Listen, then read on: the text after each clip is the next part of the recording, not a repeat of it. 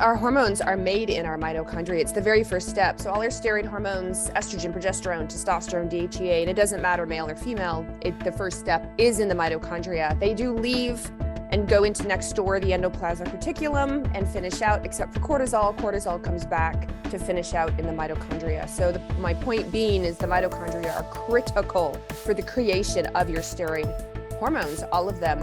And then second, your mitochondria are extremely sensitive. They're delicate little creatures. They're your canary in the coal mine. So if it's too cold, too hot, too many toxins, viruses, illness, inflammation, infection, they don't like that. And they're not going to do that.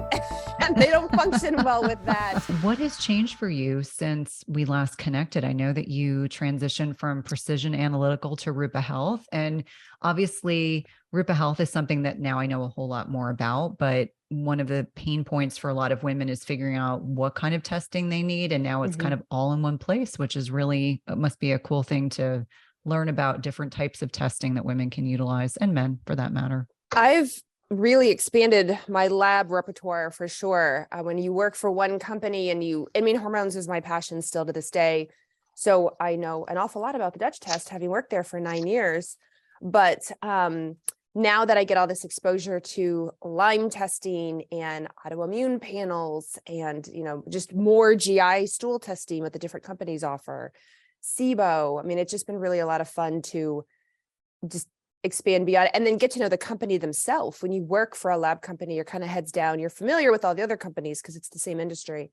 But now I know people there and, I'm in meetings and I get to actually learn how those labs run, some of the labs we visited. So I've seen them in person and it's really been pretty cool.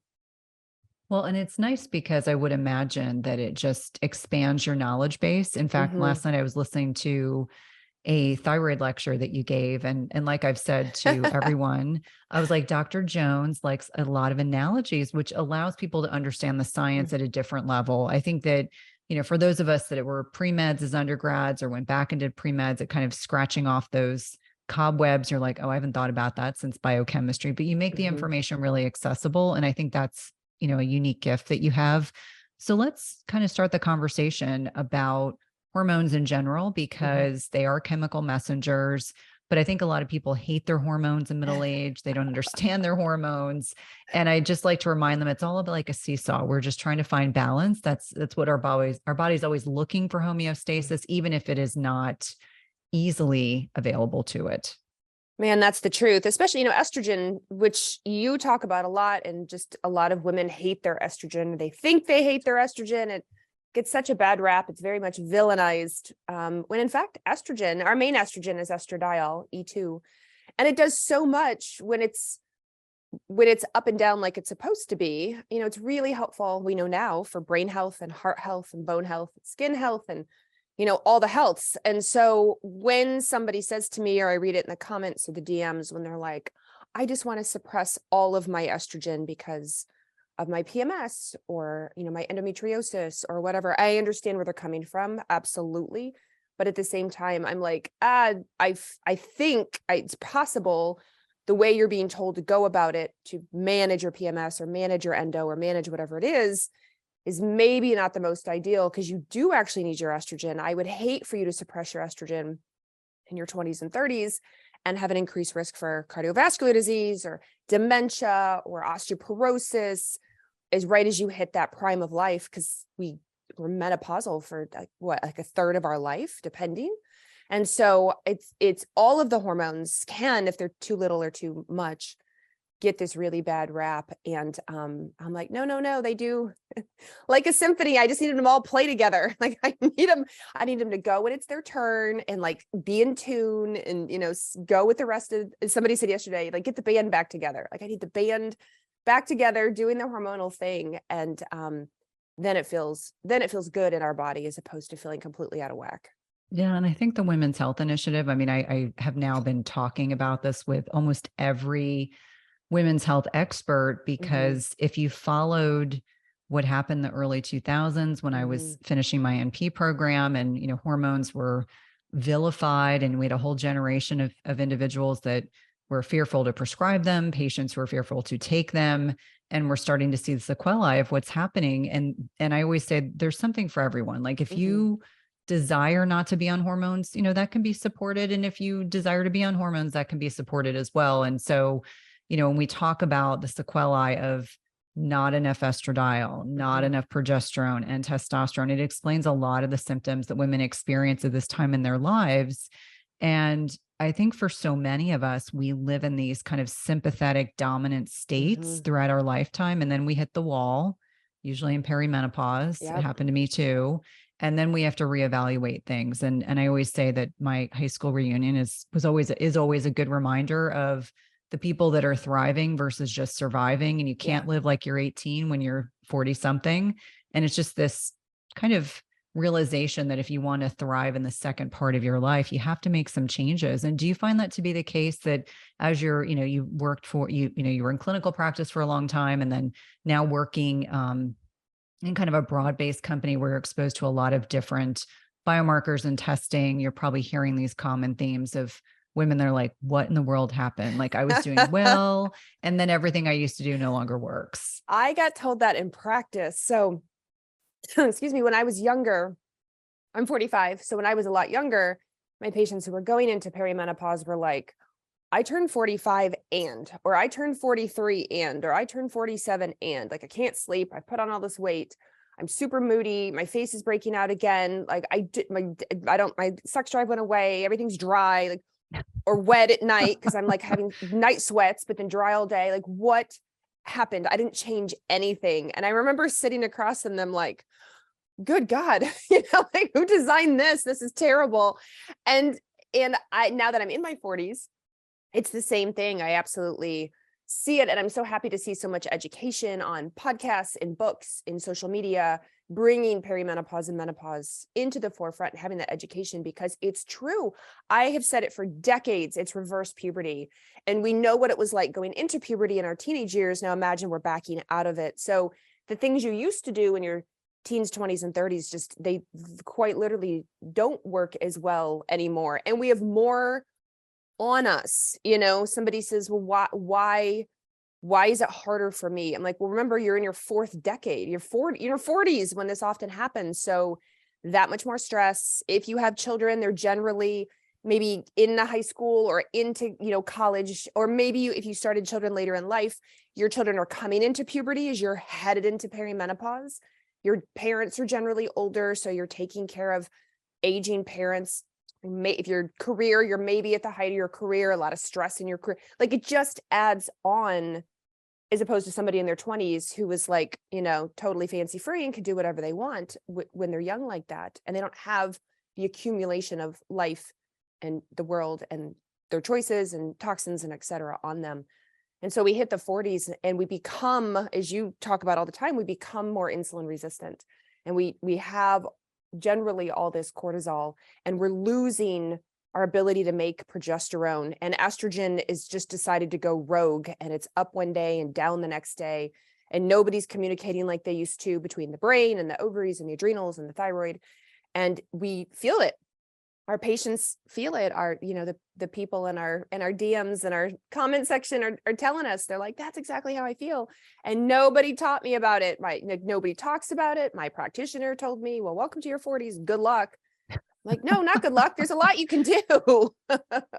Well, I so agree with you, because the running joke in my house is that, I'd like to think I'm more evolved than the average person, and no one prepared me, not my mom, not my GYN, not my girlfriends who are older than me. No one. Although I remember in cardiology, I always had these women in their 40s, and I would like scratch my heads. I'm like, clearly what they're experiencing is real, but what in the heck is going on? And so now that now I'm 51. And so I would definitely say 45-ish was when I noticed an increase uptick. And I was like, okay, this isn't working. And the cruel irony is that I now have teenagers, and as their hormones are all over the place, I always say to my husband, I'm like, thankfully I'm a very well-adjusted emotional human being. But I have one teenager in particular where it depends on the day. Like, some days he's like a cherub and the next day he's a devil, and there's no in between. And my engineer husband doesn't understand. And I'm like, it's hormones. Like, I don't think he willingly wants to be a jerk, but he can be a jerk. And I'm like, I think the hormones are driving some of that, or at least that's my working hypothesis. I love it. Yeah, I agree. My best friend's daughter, I call my goddaughter, she's 14. And despite and my best friend is also a doctor and in her 40s and feels and eats, kind of similar to how, very similar actually to how exactly how we do. So the child was raised aware of gluten-free, aware of dairy options, like, lots of physical exercise, well-adjusted, good household. And still puberty is what puberty is. Like, you can't run from puberty. And is her emotions are up and down. My best friend's in her 40s. She's like, hormones are real. Hormones are Yeah. real. And I'm trying to work through this. Absolutely. And I guess, one of the things that differentiates puberty from reverse puberty or perimenopause or andropause or, adrenal pause, there's all these kind of catchphrases, is really understanding what's changing kind of at a cellular level and really talking about mitochondria, which is a topic I love to nerd out in and talk about. But what are some of the things that start to happen to our mitochondria as we're making this transition? As we may feel 30, but we may chronologically be a different age. And so what is changing with the mitochondria, this dysfunctional mitochondria that's driving a lot of the symptoms that women are experiencing? First, our hormones are made in our mitochondria. It's the very first step. So all our steroid hormones, estrogen, progesterone, testosterone, DHEA, and it doesn't matter male or female, the first step is in the mitochondria. They do leave and go into next door, the endoplasmic reticulum, and finish out, except for cortisol. Cortisol comes back to finish out in the mitochondria. So my point being is the mitochondria are critical for the creation of your steroid hormones, all of them. And then second, your mitochondria are extremely sensitive. They're delicate little creatures. They're your canary in the coal mine. So if it's too cold, too hot, too many toxins, viruses, illness, inflammation, infection, they don't like that. And they're not going to do that. And they don't function well with that. They're high maintenance. They are high maintenance. And I do joke, as much as I do love Mariah Carey, and it is Mariah Carey season as we record this. But like we all know, girl is dramatic, and your mitochondria are very similar. And with good reason, we want our mitochondria to like not support viruses or bacteria. Like we don't want the body, these like outside parasites, outside hijackers to like hijack our mitochondria for their use. And so the mitochondria can be like, I'm not doing this today. I'm not supporting you. But when it says that, we lose our ATP, which is our energy. We all learned in school, mitochondria are cellular powerhouses. They literally are producing our ATP, but on top of that, they also make our hormones. And you can have dysfunction in different glands. So somebody might say, well, my adrenals seem to be working okay, but my ovaries are taking a hit. It's not like all the mitochondria talk and decide as a unit one day, like, hey, you know what? It's Thursday today. We're not going to work. It's like, it's very gland and tissue dependent. And so because we know our mitochondria are so reactive, so dramatic, that it's really important that we work to support our mitochondria, one, for the energy part, which tends to go down as we get older.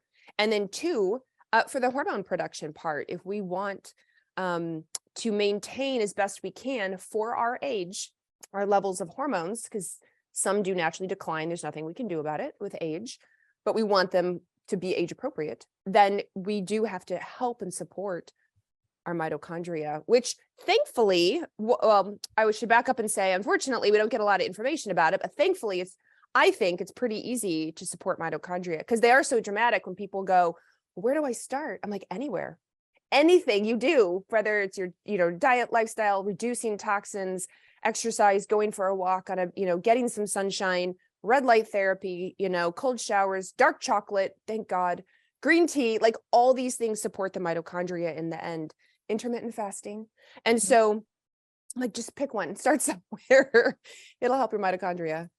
Well, I think it's really important to understand that, we're all talking about hormesis or hormetic stress. So it's beneficial stress in the right amount at the right time. We're not saying to do all of those things all at once because your body may go, the mitochondria may just say, sorry, not going to happen.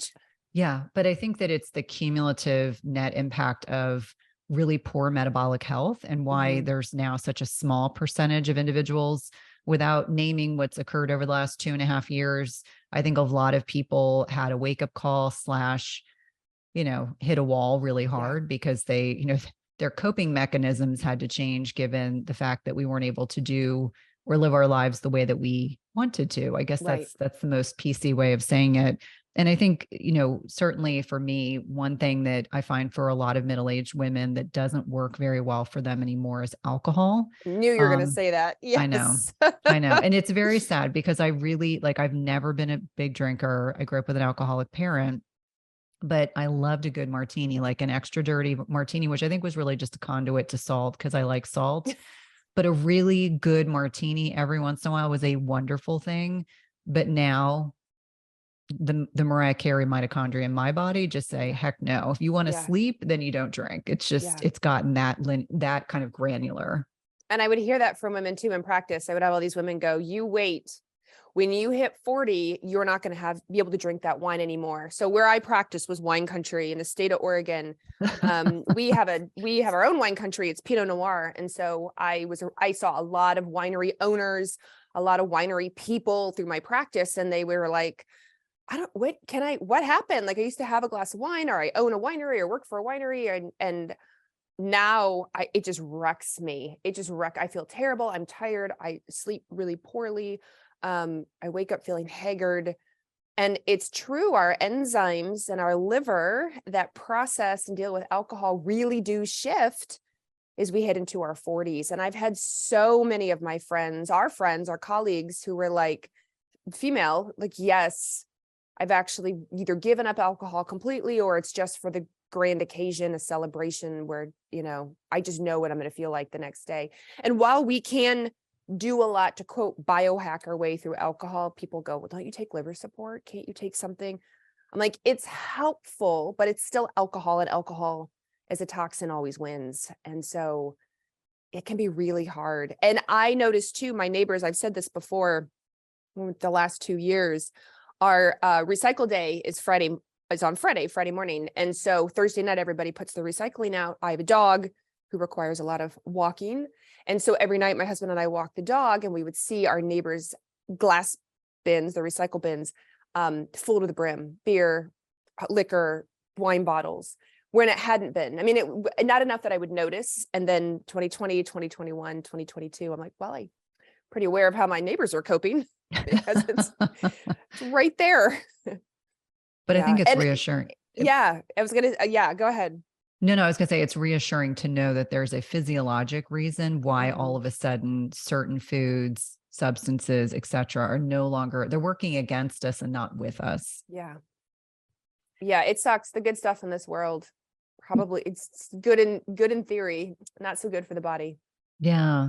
And so it's interesting. As I was stating last night, it popped into my inbox and I decided I was like, serendipitous. We're going to be talking today. And you had a lecture talking about thyroid. And so thyroid is a hot topic for middle-aged women, largely because so many of them have either subclinical hypothyroidism, many of them have Hashimoto's. Mm-hmm. And so a lot of questions that came in for the good doctor were asking about thyroid testing, what to be asking for. I admittedly years ago used to just order a TSH and a free T4, and I thought that checked the box, and now I know better. So I always like to admit that. But let's talk a little bit about what starts to happen to thyroid function as we have these fluctuations in progesterone, and whether or not vis-a-vis we become insulin resistant, all these things that impact thyroid function, and why so many women at middle age are dealing with thyroid issues. And we say at sort of the big P's, that's when thyroid issues, hypothyroidism, so low thyroid, tends to hit women, I think like 4x over men when it's a true thyroid issue. There's something else called central hypothyroidism, which can affect men and women equally. But what we hear about hypothyroidism is generally women that get affected. So the big P's: puberty, pregnancy, postpartum, perimenopause, and menopause. These big hormonal shifts will really affect the thyroid at a variety of levels. So it'll affect it from, these shifts in hormones affect our brain. So our brain communicates to the thyroid. It'll affect the thyroid gland itself in our neck. So how we do or don't produce hormone, in our thyroid gland, we predominantly produce a hormone T4, which you mentioned, and a little bit of T3, but T3 is the active one. That's the big guns. It's like 10x stronger than T4.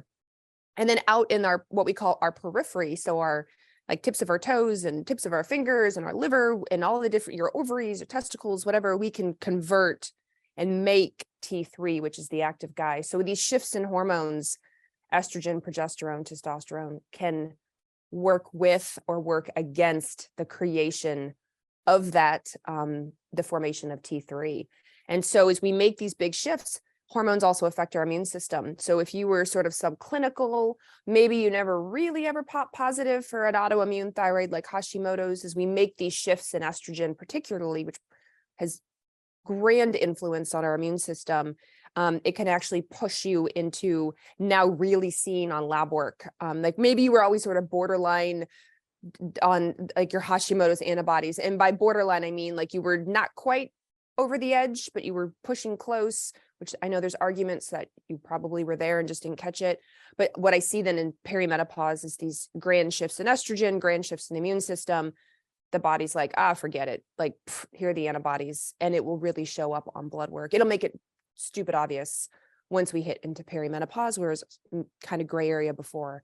So when we couple all this, this is why women in perimenopause, and then you add insulin on top of it, then you add cortisol on top of it, then you add years of gut disturbance on top of it, et cetera, et cetera, et cetera. And the risk for autoimmune goes up exponentially. It's interesting because I did not know that even though I've never had positive thyroid antibodies, that my acting functional medicine doc said, oh, you definitely have Hashimoto's. You just have been gluten-free for so long that we have never seen positive antibodies. So if you're listening to this and you've been told you don't have Hashimoto's, statistically, if you're a woman and you have hypothyroidism, more likely than not, you actually have an autoimmune issue. And so that really started to make sense to me. But I think for years, I'd been told by another provider, oh, you don't have Hashimoto's because you've never had positive antibodies. So if anyone's listening and if that provides kind of an enlightenment for me, I took it much more seriously because no, it wasn't related to mercury. No, it wasn't related to low iodine. When you were working with patients clinically, how often did you see these kind of rarer etiologies for hypothyroidism? Because now I'm understanding it, that it really is driven by these hormonal shifts, as you mentioned, but also this immune reaction, leaky gut, and all these other things. It's this piling on of years and years and years of stress and other things when we haven't been taking care of ourselves that really impact our susceptibility to Hashimoto's.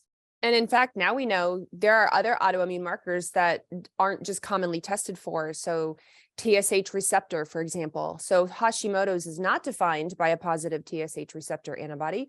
It's defined more by thyroid peroxidase, a positive thyroid peroxidase antibody, TPO, many of you may know it as. And so when I was doing all this research into autoimmune thyroid, while Hashimoto's is definitely the most talked about, and what we would call the most common, there are other autoimmune types of thyroids you can have. We just don't routinely hear about them or get tested for them. Then on top of that, you can have something called non-thyroidal illness syndrome. So what that means is and the big three reasons are big inflammation, big infection, and sepsis being kind of worst case scenario. And because you have this infection, inflammation, sepsis happening through the body, the thyroid, the cells themselves are trying to protect them. So they downregulate the ability of T4 to get into the cell and then convert into that active form of T3. So it actually has nothing to do with the thyroid gland itself, that you don't have a gland issue, and you may not have an autoimmune issue, but you do have thyroid symptoms and pathology on labs driven by inflammation and infection that you've got. And of course, worst case scenario, sepsis, but by then you're probably in the hospital. So, and you can have both at the same time. You can have caught a major infection, and at the same time, you might also have Hashimoto's. And so you get this double drive against your thyroid. So when people say to me, well, where do I, like, oh yeah, I have thyroid issues. Like where do I start? I was put on medication. I don't feel any better. I'm like, well, there's a slew of reasons that the body does or doesn't make thyroid. And so let's work to figure out, why aren't you making your T3? Why are your cells mad and not letting your T4 inside? What's going on with your immune system? What's triggering and worsening the autoimmune system? So it is like anything else in the body. The thyroid is not one and done. It's not here, take this medication and you're fixed. It does take, like everything, some work to backpedal and figure out what's pissed it off and what can we do about it. Well, I think it's really important. I know Dr. Eric Balkavage, who's coming on the podcast again in next month to talk about his new book. He talks a lot about cellular hypothyroidism. And I don't see a lot of clinicians talking about this because I think, to your point, a lot of individuals, they're told they have an underactive thyroid, they get medication, they're like, okay, check box, fixed. And then they realize that's just the tip of the iceberg. There's so much more. You can take medication and still feel terrible. Because if the cell, he has a great example in his book, actually, where he talks about, and I found this in the literature, it's interesting how researchers and what they publish like around thyroid, and what endocrinologists teach don't always line up. I'm like, it's literally in the research. It's literally the sentence right here in this study says, like, we've known for decades, or we've known, like they know this, it just doesn't get translated. But Eric has an example in his book of if you, with cellular hypothyroidism, so you can take thyroid medication, you're given T4, let's say you're given thyroxine or Synthroid. And so T4 comes into the system and it's super excited and it goes up to a cell and it knocks on the door and it says, okay, I'm here, I'm T4, I'm here. And the cell is like, no, you can't come inside. So now when you test, maybe you test some blood markers and the T4 looks good because it's still hanging out in the blood, but it can't get in the cell and it can't convert into the active form of T3. So then somebody says, all right, we're going to add T3. I'm going to add T3 to your mix, either liothyronine or Cytomel. I'm going to compound you some sort of combination, something. So now you just flood the system with T3. What can happen in some cases is that, again, the cell is like, no, I don't want you in here. We have inflammation and infection going on. Like, you need to go away. And I'm protecting my cell. And so now you test, and now you're like, well, I feel anxious when I take T3. I feel nervous. I can't sleep. I have heart palpitations because you have all this T3 going other places, around, floating around your circulation. And so it can't get in the cell. Or the body goes, okay, cool, I'm just going to deactivate it. Like, I don't want all this T3. I'm literally down-regulating to protect you because of whatever, infection, inflammation, et cetera, et cetera, et cetera. So I'm just going to deactivate you to something called reverse T3. So you give T3 and then they end up just deactivating it. And again, just like you said, they're like, my symptoms didn't go away, or they felt better for a couple weeks or maybe a couple months. And then they come back and go, I need more. That didn't work. Yeah. And I think it's important for people to understand that taking the medication is not the end story. I'm now working with someone who's been making little adjustments every 2 weeks with compounded T4 and T3. And it's the best I've felt in a really long time. But I think for anyone who's being treated for thyroid issues, if you don't feel better, there's probably something that's mitigating this. So when you are recommending to clinicians or talking to clinicians or doing the amazing education that you do across social media and in talks, where's a good starting point? I know that we talk about a full thyroid panel, but you also mentioned some of these antibodies and certainly like TPO, I'm very familiarized with, not as familiarized with this TSH receptor antibody, but when would be the time to be advocating for additional testing along with kind of the basic labs? Because I think actionable advice is really very helpful on this podcast, because then people take notes and then they go advocate for themselves, which I think is so important. So when you are in these, first of all, if you're symptomatic, if you've done a quiz online, if you've listened to past podcasts, when you listen to Eric, Dr. Eric, and you're like, I have all the symptoms. I have all the symptoms of hypo or hyperthyroidism.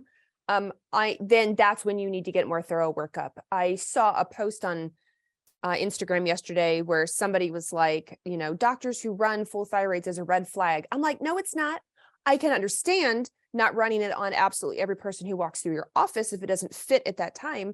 But if somebody comes in and is like, I'm tired, I have weight loss resistance, I'm losing my hair, I have dry skin, I'm constipated, I have a family history of thyroid, or I'm subclinical thyroid issues. I was told a couple of years ago and they didn't do anything about it. I didn't know what to do. So as these boxes are being checked for me, I'm like, we're doing a full thyroid panel. So I'm looking at the TSH, which is what you mentioned earlier, thyroid stimulating hormone. I look at free T3. I look at free T4. So I do look at both. I look at reverse T3 because I want to see how much is getting deactivated. That helps me to understand if it's more of a cellular issue. And then I do look at the two big antibodies. So TPO, thyroid peroxidase antibody, TGAB, thyroglobulin antibody. And I just usually start there. Now, if the TSH receptors, there's like 4 or 5 other antibodies, thyroid antibodies. I don't generally start with yet. I may add them later as we're working through. For example, if the antibodies are negative and very symptomatic family history, I'm like, there's autoimmune somewhere. Let's just go ahead and check some of these other markers and make sure. But that's usually where I start with a panel when somebody comes in like that. And what's great is that what we're requesting, I should say most of those labs are not weird. They're not hard to find. They're not rare at all. It's just hopefully your practitioner is willing to order them for you. The one that's tough to get sometimes is the reverse T3, the RT3. I have had HMO groups refuse. I have had hospital groups refuse. And I know in some countries, it's nearly impossible to get. They don't do or believe in reverse T3. But if you can get it, it's helpful. Yeah. And I always think about reverse T3 as the brakes.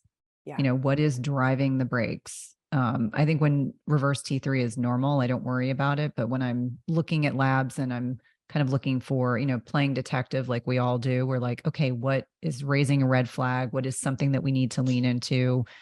And I think, something else that has certainly been apparent to me is, since I'm allopathic trained, I also have functional training, is understanding that both can be, it's like playing in a sandbox. I'm going to use one of your kind of analogy explanations. We can all play in the same sandbox, but understanding that those traditional labs can be helpful as well as the integration of some of these functional integrative medicine labs, which give us a different perspective. And one of the really great things that I think about is blood labs for estradiol and estrone and progesterone and free and total testosterone versus looking at them on a Dutch. So let's pivot a little bit and talk about the sex hormone piece, because this is in particular an area that I found it really beneficial to have both, to look at both of them. Unfortunately, I hear from many women, oh, my doctor said I'm in menopause, we don't need to check my hormones. And I'm like, oh, it's like, we need to get you hooked up with a different doctor. That is for sure. Yeah. Unfortunately, my old boss at Dutch used to say, all this different lab work is just looking into different windows of the same house. So in some cases, certain types of blood work or urine look or saliva or stool is better than others. And others, you're just getting a different viewpoint. You're on the first floor as opposed to the second floor. You're in the front door as opposed to the sliding door. And I always love that analogy when somebody says, I have all this lab work back and, I hear conflicting things. I'm like, it's all you. It's all you. You're the same house. We're just looking at you from different angles. Now, it does take somebody maybe a little more skilled, a little more trained to understand the different angles. And as you said, I love that.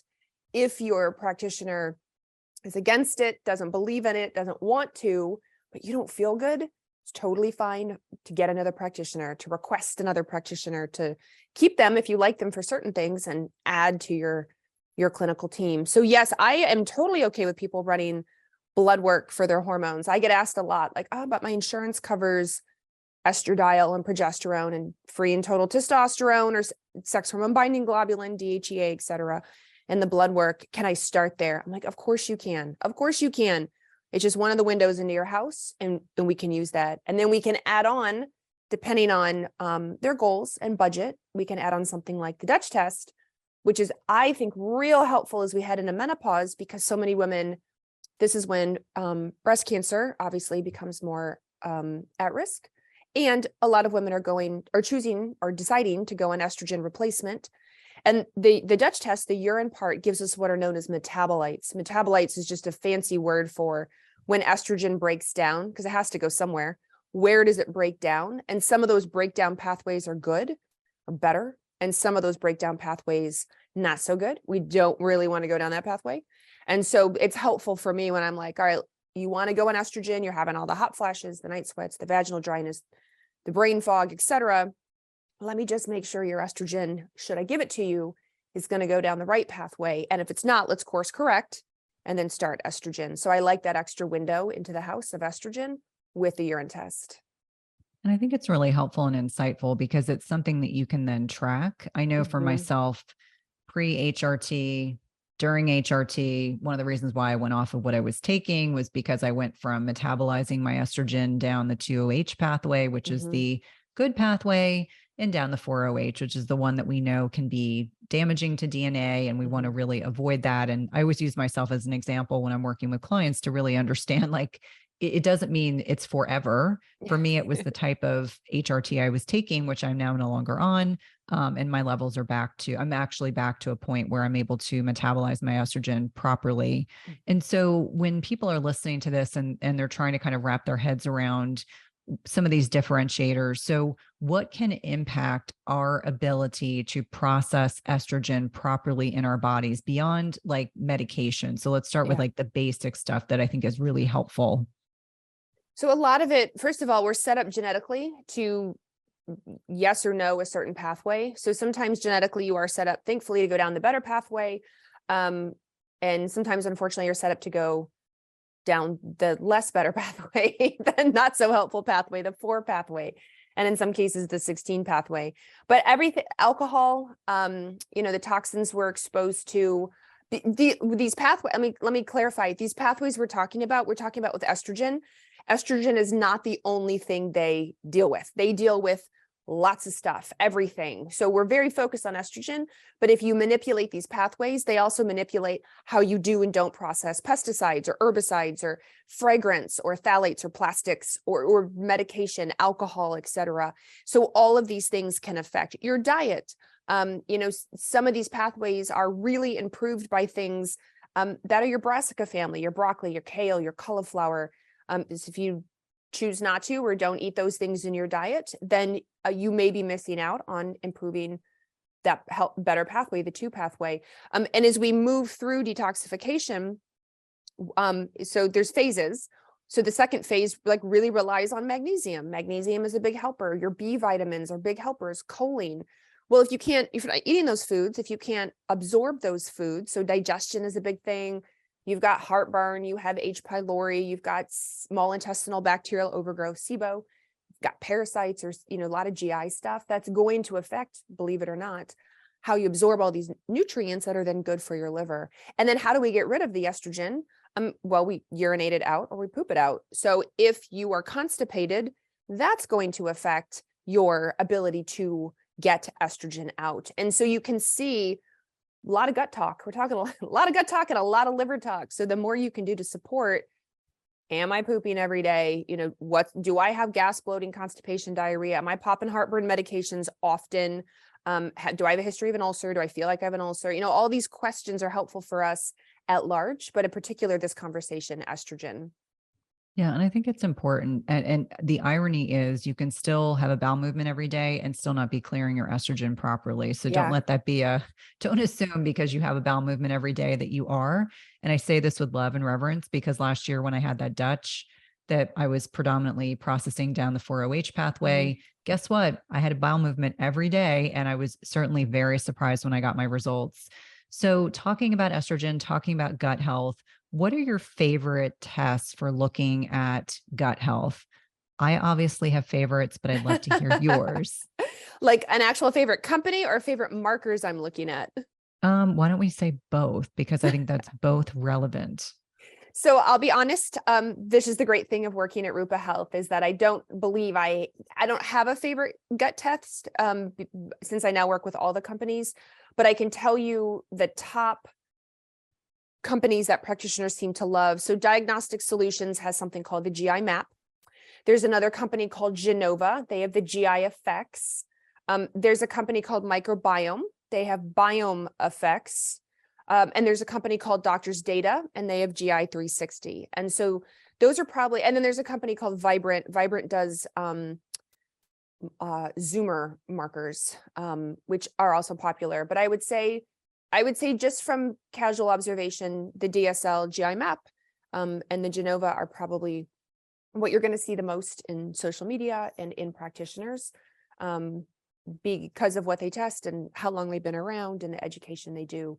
So those are the big ones that you'll see. Now you can go to your primary care and they'll do a quickie stool test. If you travel out of the, let's say you travel out of the country and you get a diarrhea and you go to your primary care, urgent care, and they're going to go, okay, here, poop in this, put it in this vial, give it to us.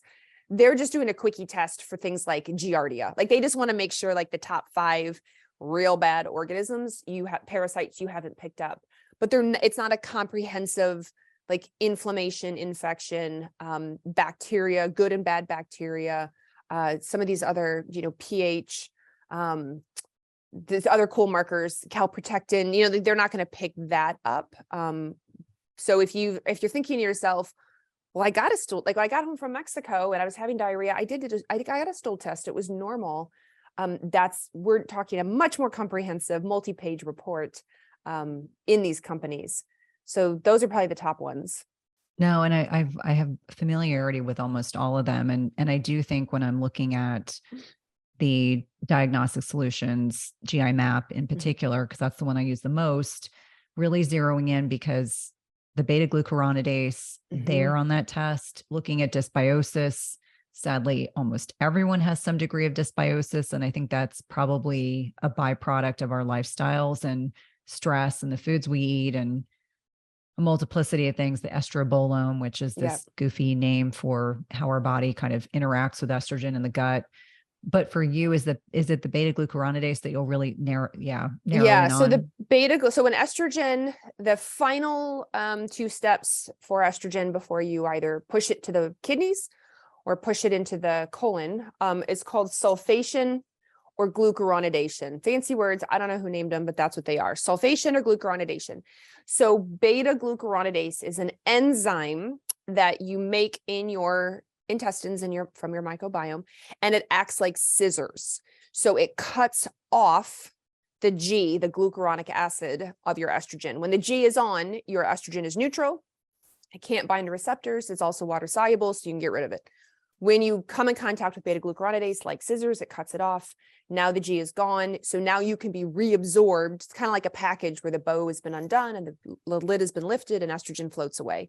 So now it gets reabsorbed. So beta glucuronidase is a big one because the higher it is, the more at risk you are for having estrogen float away and get reabsorbed. And that was estrogen that was tagged to go. Like your body was like, we're done with you. Go away, get out. And it gets back in the system. Unfortunately, we know that the sulfation scissors, which is known as sulfatase, we know it exists in the gut. Commercial testing is not there yet to look at it. So even if somebody has normal levels of beta glucuronidase, there's a lot about that microbiome we just don't know yet. And in the next several, months to years, good gracious, we've come so far in just a short time, we're going to get a lot more information around that part of the microbiome that deals with estrogen, the estrobolome. And now they talk about the endobolome, the endocrine microbiome, because we know the microbiome plays a big role in testosterone and DHEA and progesterone and in the entire endocrine system. It's really fascinating. And I think on a lot of different levels, we don't think about our gut until we start having problems. And then all of a sudden we're like, oh, all these imbalances. Yeah. I was on antibiotics for 6 weeks to treat, Lyme, which you needed to take. And then it disrupts the entire gut microbiome and you're suddenly having more anxiety and depression and you're not making healthy neurotransmitters. I mean, there's so much to the gut microbiome. And certainly back in the dark ages when I trained, we didn't talk about the gut. It was like the gut was talked about as, here are these organs. These are the signs your organs are not working properly. And we never really thought about good or non-beneficial or beneficial bacteria in the gut. And I always talk about dysbiosis as an example of non-beneficial bacteria in the gut. It's kind of like having weeds in a garden. So there you go. I've got a Carrie Jones analogy. I'm super proud of you. So a lot of the questions that I got came in around testosterone. I think testosterone is a really poorly understood hormone vis-a-vis women. We do make testosterone. It is much more potent in our bodies, but unlike estrogen, and correct me if I'm wrong, estrogen we get pushed off a cliff eventually. We get pushed off the cliff, and then that drop in estrogen precipitates a lot of systems and symptoms. Testosterone is kind of this gradual decline. Yeah. And so let's talk about testosterone because there's a lot of misinformation out there. I promise we won't touch on pellets because Sean Tassone and I talked about pellet therapy. We had a whole conversation, a little powwow on that. Love But it. let's talk about testosterone because I think it's such an important hormone. I think women just think about estrogen and they just think about progesterone. And I remind them that testosterone is, I think, also equally important in our longevity and our health. And testosterone is made in a few places. So unlike men who make 95+% of it in the testicles, we make it in three main places. We make 20 to 25% of our testosterone out of the ovaries, 20 to 25% of it out of our adrenal glands, out of a layer of our adrenal glands. And then the rest of it, the body can, we have an intermediate hormone called androstenedione, and it can convert into testosterone out in the rest of our tissues. So as we head into perimenopause and menopause, we start to lose ovarian function because of aging, and therefore we can lose 20 to 25% of testosterone production. The ovary shuts down, so we lose all that.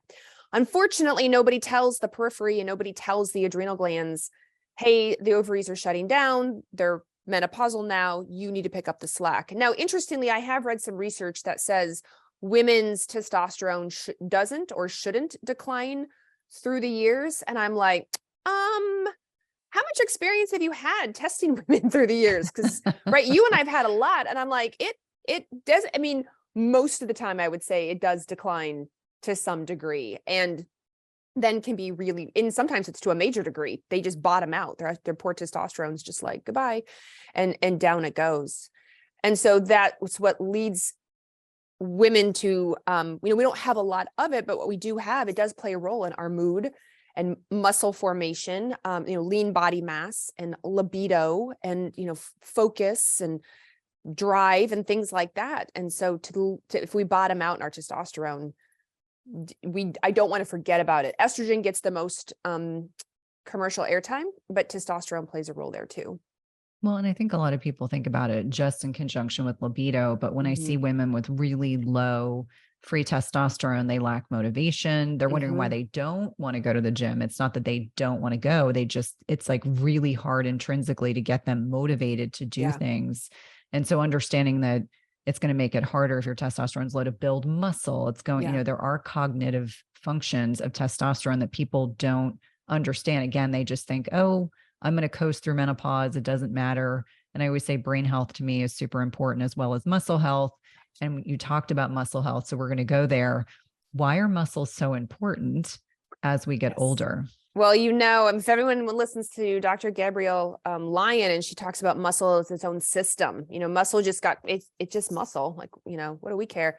Turns out their skeletal muscles, pretty important and does a lot for blood sugar and glucose and insulin and hormones and our longevity, resiliency. I mean, it's its entire system. So if we don't have muscle, which as we get older, and we lose estrogen and progesterone, we are more prone to becoming insulin resistant, which we don't want. We don't want, once you sort of move into insulin resistance, you're at a higher risk for prediabetes and diabetes, and then it spirals from there. Having good, healthy amounts of muscle on our body helps prevent that.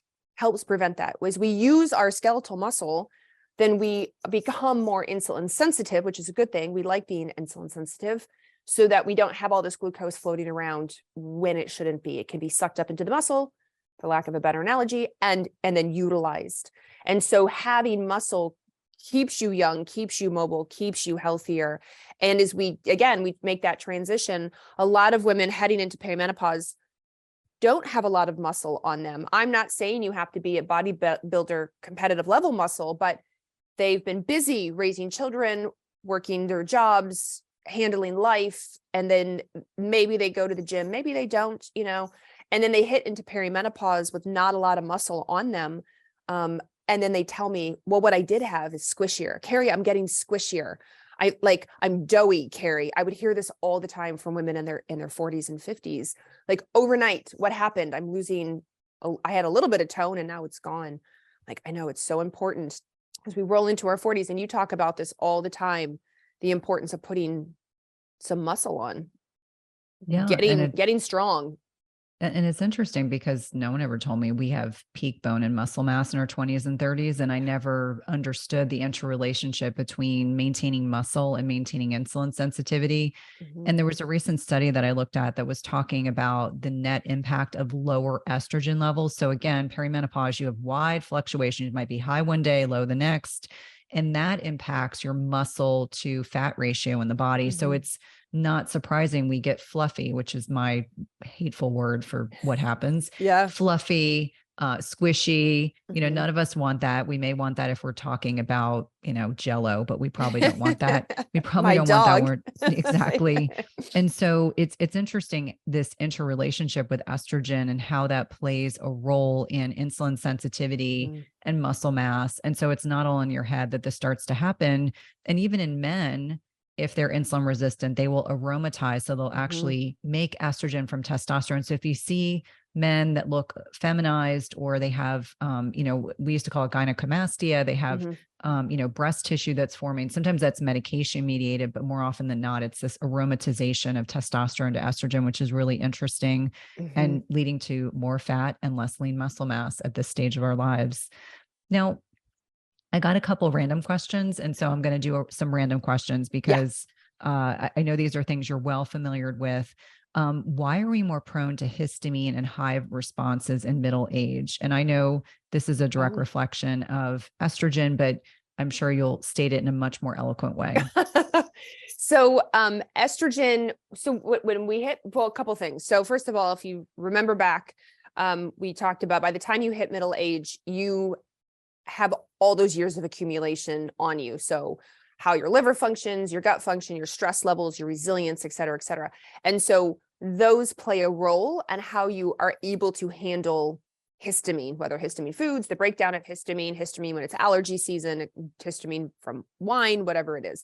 So that right there is against us. Secondly, when we have a lot of estrogen, so typically in perimenopause, as you said, we get these wild fluctuations because sometimes the ovaries are listening and sometimes they're not like they used to. They're not as rhythmic as they used to.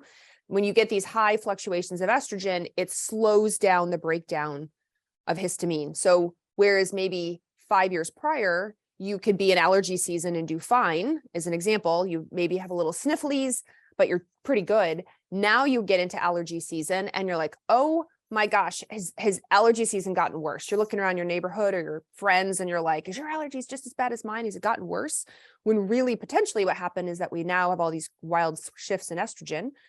So we can't break it down like we used to. And I see that time and time again, because histamine also plays a role in our prostaglandin formation. So I have a lot of women that are like, my cramps in allergy season, or cramps when I eat high histamine foods are worse. And I'm like, oh, because you have all this estrogen, you can't break down histamine, you push out prostaglandins. Prostaglandins are spasmy, they make things squeeze. And so especially as we get close to our cycle, then we're like, what the heck? My cramps used to be fine. And now like I'm having all these crazy, weird spasmy things happening down there and it hurts. Like, I know it's not fair. There's stuff we can do, but it's still not fair.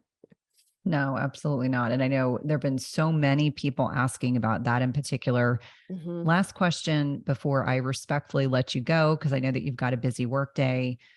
What are your thoughts on weight loss resistance? So obviously big topic, lots of things that impact it, but why are women, I mean, a lot of things that we just talked about, a lot of things that, the loss of muscle mass, insulin sensitivity, et cetera. But what would be like your top 3 surprising weight loss resistance issues that most people aren't thinking about? I mean, number one is stress is a big one. When we have a lot of cortisol, cortisol's main job is to increase our glucose. Cortisol does a lot of things for stress, but increase our glucose is a big one. And then we're middle-aged. So we're already getting more insulin resistant than we were in our 30s. So you have high cortisol, more glucose, more insulin resistant, and therefore weight loss resistance. And in the cells in our fat tissue, they're called adipocytes or adipocytes. They actually have a little enzyme in them, God bless them, that activates cortisol. It keeps cortisol active.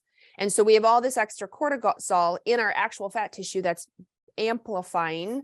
And so our fat tissue can expand, which again is not fair. And then we tend to see that like spare tire weight gain, or if you already have the spare tire, it tends to get bigger as you move into your 40s because that already has that enzyme, unfortunately, cortisol. You're already stressed out, or maybe you're doing things you think that used to be helpful for you, like my runners, my cardio buddies, my Peloton riders, and they do it every day or twice a day, or the long runs are what clear their head.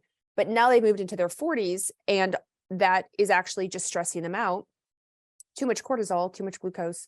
So it more balance. So I'm like, hey, we need to flip into more weights. Let's build some lean muscle to help with that weight loss resistance. Let's flip into some stretching. Let's do like walking. Let's not be cardio bunnies all the time as we hit into our 40s. I totally get it. Help clear your head.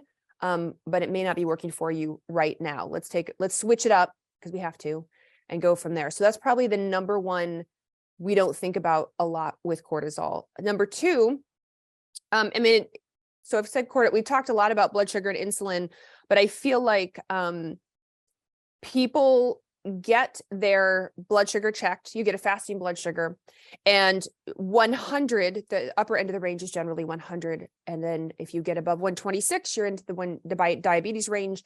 Anything in between is considered pre-diabetic. And I had a lot of patients that floated in that upper 90s, 99, 98, 101. And their doctor's like, well, you're not 126, you're not diabetic. So just, we'll keep an eye on it. Knowing their glucose is already starting to creep up there, knowing they're already heading into insulin resistance, and especially insulin's a big one. Not a lot of practitioners run an insulin, functional practitioners do, but a fasting insulin, the reference range is massive. It's like 2 to 25, which is way, way, way too big. In fact, I was reading a research article the other day that said the higher our insulin is, the more we are susceptible to developing metabolic syndrome. It was a human study. And they said that your risk for metabolic syndrome went up as your insulin got well above, it gets like 7, so single digit, 7 or above.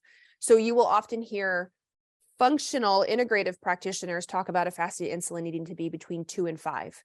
Mm-hmm. And then if you get up to 7 and 9, like, ooh, you're starting to really, according to the study, and then imagine if you're in the double digits. And so I would have these patients say, no, I got glucose and insulin tested, totally normal, but their glucose was 99. Their insulin was 21, and they totally fall in the range. But I know that's really contributing to their weight loss resistance. Just because the lab range is there, it doesn't mean it's helping them achieve their goals. I don't know if I know you see that. I do.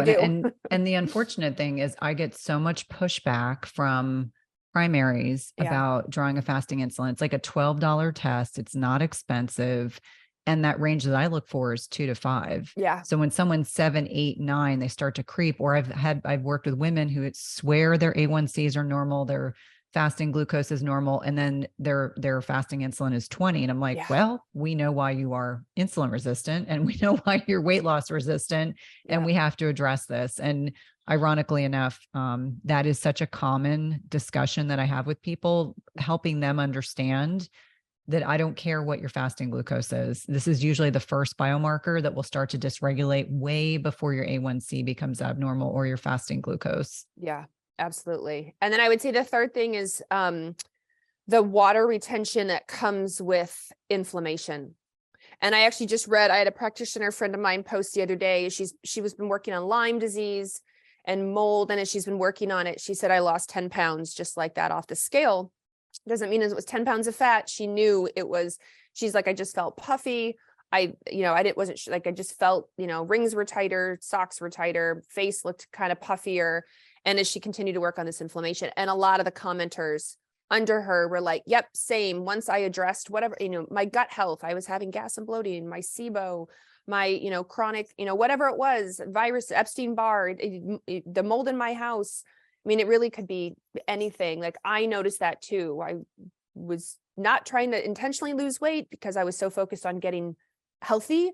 And in the process, the inflammatory weight, so to speak, came off. And I think that's like histamine makes people puffy, when you have histamine issues, If you've ever been in allergy season, which is me, I'm allergic to grass pollen, mold, trees, dust, all the things. And like my face is puffy. My under eyes, like you can barely see my eyes. They puff up so much. So imagine the rest of my body. And then if I'm not careful or, don't take care of myself, and people live with this all day long and think this is their, they're normal and they don't feel well. And so that's the other thing. So it's not so much weight loss resistance as it is, let's work on what's making you inflamed and retain all that water. That's not helping the cause. No, that's such a great point. And obviously I could talk to you forever, but let my listeners know how to connect with you, how to find you on social media. I love Dr. Carrie because she makes everything very clear with lots of analogies, a little bit of snark, and a lot of good memes. I call her affectionately the queen of hormones. So you have to go check her out. But how do we connect with you outside of the podcast? So on Instagram, I'm at dr.carriejones. I am dipping my toe into TikTok, which is a whole new world. And I'm at Dr. Carrie Jones there. And my website is drcarriejones.com. Awesome. Well, it's always a pleasure connecting with you. I know there'll be a third and probably a fourth on the agenda in the coming years. Amazing. Thank you so much, Cynthia. It's always fun. Absolutely. Hey, if you like this video, you guys are going to love this video, and I'll see you there. We make almost all of our fat cells during childhood and puberty. And then once we finish puberty, we're done. That number of fat cells, in most people, there are some people who are an exception to this, and that's about 15% of people who are in the obese category. But most people reach a limit, and that's their fat cell number essentially for adulthood.